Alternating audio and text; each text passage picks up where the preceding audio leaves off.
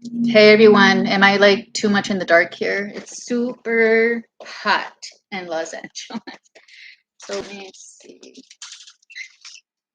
Maybe that's a little better. And I sit right by my window, which goes from basically floor to ceiling. So as you can imagine, I get a lot of heat. I put my desk near it because I like moving my furniture around when I have a little bit of time off. And I ended up liking this setup. So it's gonna work out because it's not gonna be as hot. Hopefully, um, fall is here now, so we probably only have another tops 3 weeks of any kind of really ridiculous heat, and then it's gonna, start to sort of mellow out. Anyhow, so today I wanted to talk about, obviously current events as I usually do, and then I also want to talk about well, really, yeah, it's current events, but also just kind of more like what my passion has been since I decided to have kids at the age of 18. I got pregnant at 17. I had my son at 18. I graduated from high school 6 months pregnant, and then I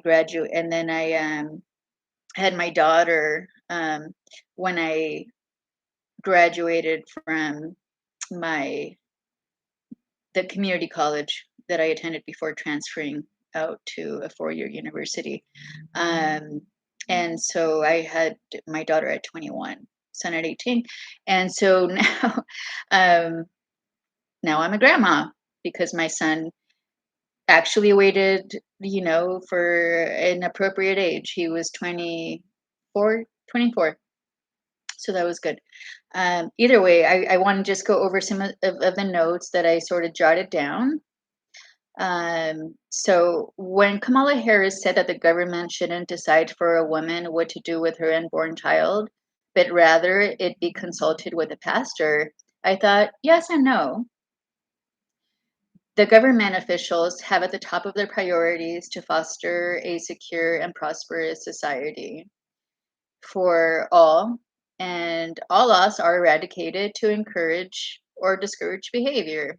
I agree that the current administration should be stripped from their authority to pass legislation, but I don't think that abortion should be permitted.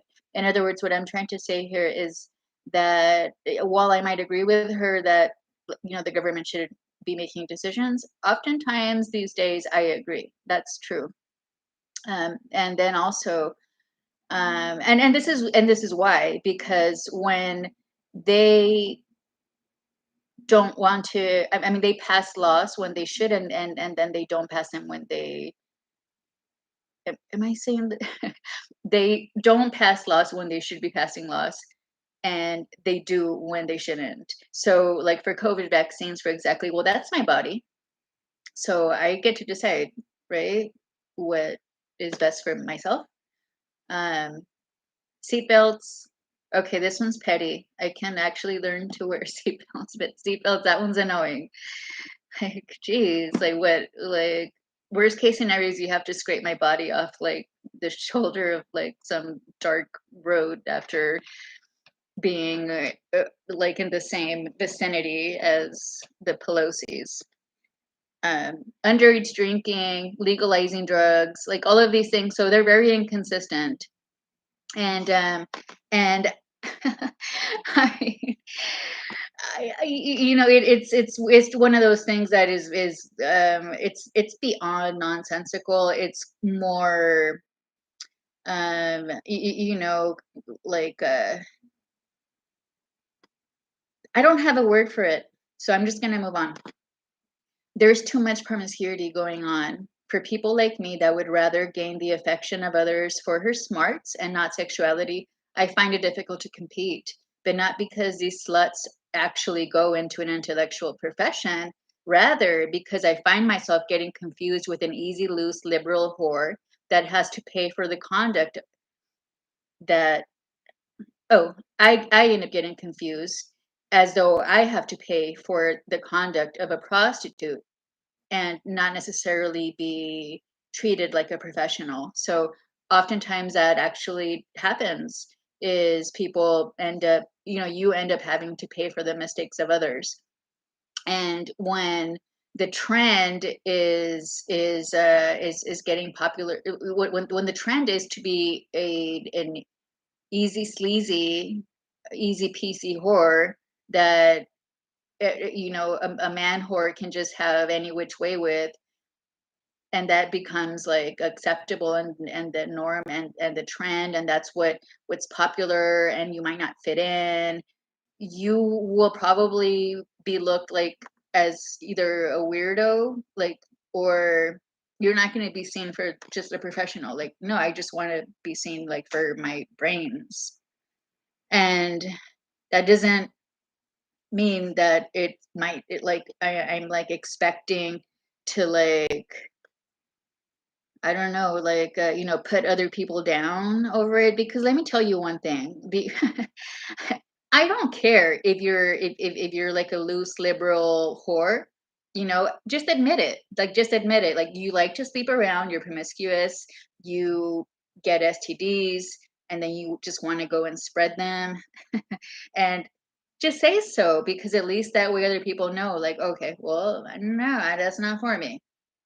And I can have a debate with these people, and I can, I was always hoping to just be like the role model, but I guess because of apostasy and what's written, that's not going to be the case, right? Everybody's going to try and, like, topple me over, and try to get me on their side. And if I can't beat you, well, I'll just wait for God to come and save me. How's that? Because I'm never going to be you. And I'm speaking to, like, the whores, like, straight up, like, they know what they're doing, like, there's a bunch of, like, like, and like, now I wouldn't say innocence, but um on both sides, men and women. I'm not saying that it's just women that are whorish, obviously. And I'll get there. I'm going to keep reading. So this is topic number 2. It kind of builds from this. Abortions give man whores a way to evade responsibility for their actions. I'm a mother to both a son and a daughter. I don't put the responsibility on one or the other if they experiment, sexually.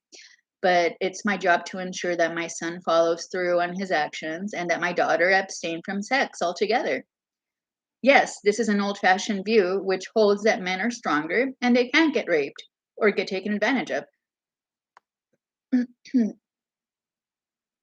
To men, obviously, is like, for me, it's like, sorry if, like, loose hoes come onto you and, like, you find it so, like, irresistible, and, like, suddenly, like, you feel like you're the victim. But no, like, this is true.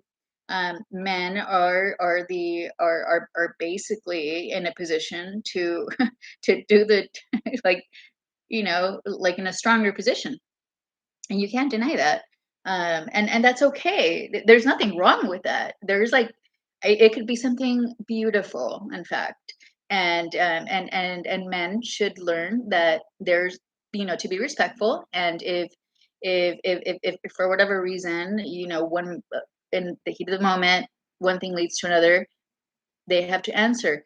As far as my daughter goes, is no, there's no such thing as one thing leads to another, and in the heat of a moment, there's no such thing. You just remove yourself from that situation. Obviously, as my daughter is now 22, so who really knows? Or she's gonna be, she's either 20, she's definitely 21.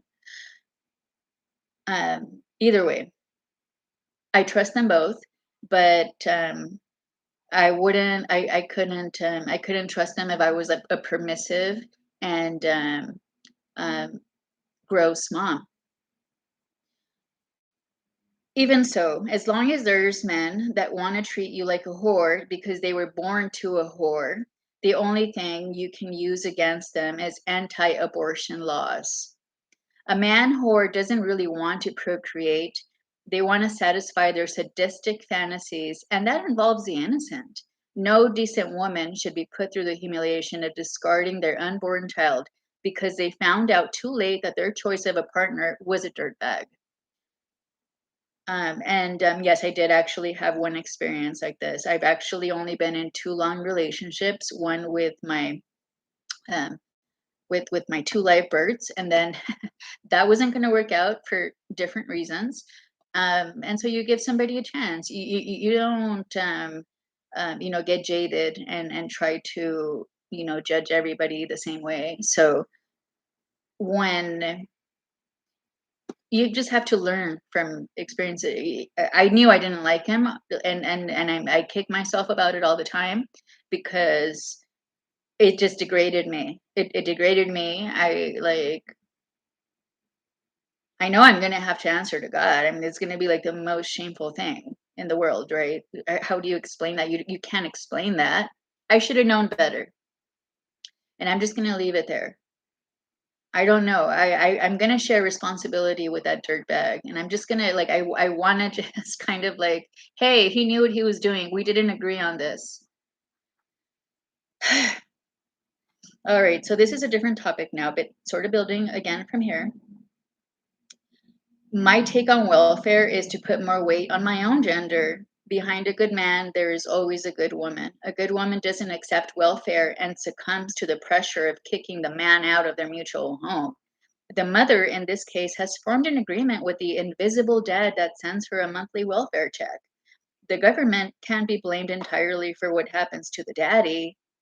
And this is kind of like my angle on something that Mrs. Candace Owen said about how it's like I kind of feel that we should get in like in the habit of really of holding both genders responsible at the end of the day. Like on the onset, yes, I know, I get it. Like on the onset, no, you're provoking, or like women have like different duties, men have other duties, but at the end of the day, is there's just as big whores, woman whores as there are man whores, or the other way around. I mean, I'm not sure. Like they're like head to head on that one. Um, So rather, this is a silent agreement made between a welfare mom and her replacement dad, the invisible benefactor. So that kind of sucks because I think the mom should be a little bit more empowered to and like think more about um, what can be like instead of looking at welfare as like a resort. Like me, for example, like at the very least I could say that I didn't want to like just like kick like a crackhead to the curb. I thought I'm gonna get a job, I'm gonna keep my own home. If he can give me money, fine. If he can't, that's fine too. I just want to go through, or come through for my kids. So, me, for when I made a commitment to my kids when I got pregnant, I'm the only person that will ever follow through with my plans to provide stability, even with all the turbulence in this world, and especially at my age. They are my priority. The government will find it easy to disturb a family unit. An evil parent will take advantage of it out of spite for the other parent. But nothing stops a genuinely vested and well-equipped parent to hold ground and move forward. So, yeah, I mean, I definitely, I wouldn't do that. Like for me, my plan was not to be like a welfare mom. My plan was like get a degree, move out, get a job.